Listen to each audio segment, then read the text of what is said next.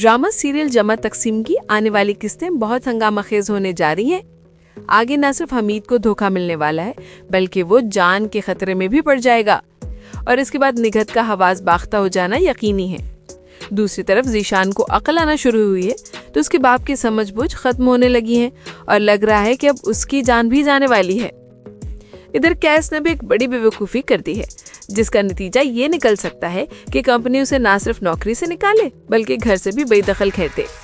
यूँ महसूस होता है कि रफ़ीक साहब की पूरी फैमिली बिखरने के दहाने पर खड़ी है या शायद रफ़ीक साहब कोई नया खेल खेलने वाले हैं। घर के मामलात में कैस और लैला के कहने पर दोनों घरानों में कुछ हद तक समझौता पैदा होता दिखाई दे रहा है।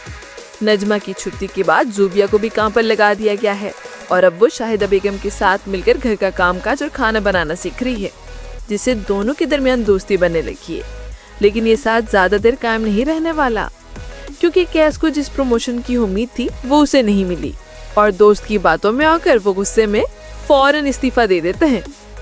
लैला उसे समझाती है कि उसे पहले बॉस से बात करनी चाहिए थी, हो सकता था मसला हल हो जाता और गलतफहमी दूर हो जाती। अब लैला इस पर जोर देगी कि अपना इस्तीफा वापस ले, वरना कंपनी का दिया घर भी हाथ से चला जाएगा। लगता है कि कैस को लैला की बात समझ आ जाएगी और वो वापस यही कदम उठाएगा। दूसरी तरफ घरेलू माहौल बेहतर होने लगा है। ज़ूबिया शाहिदा बेगम की दोस्ती बढ़ रही है, जबकि लैला के बाप और रफ़ीक साहब के दरमियान भी अच्छी समझ बनने लगी है।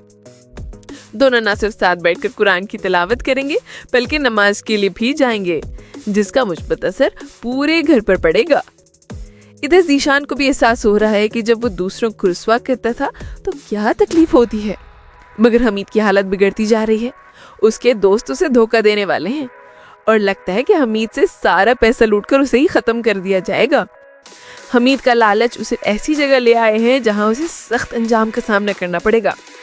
मुमकिन है कि ड्रामे में हमीद की मौत दिखाई जाए और निगहत इस खबर पर बदहवास होकर अस्पताल पहुंचे, मगर शायद बहुत देर हो चुकी हो।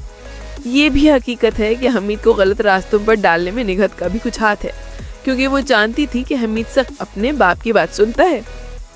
दूसरी तरफ ज़ीशान शायद हैदराबाद जाके सबसे माफ़ी मांगे और हो सकता है कि घर वाले उसका दिल साफ देकर इसे माफ़ भी कर दें। लेकिन अगर हमीद के मरने की खबर सब तक पहुंची तो शायद ये टूटी हुई फैमिली एक बार फिर जुड़ जाए। आपके ख्याल में क्या ये फैमिली दोबारा मुत्तहिद हो पाएगी और क्या कैस अपनी नौकरी वापस ले सकेगा? अपनी राय कमेंट में ज़रूर बताएं और मज़ीद ऐसे रिव्यूज़ के लिए चैनल को सब्सक्राइब करना ना भूलिएगा।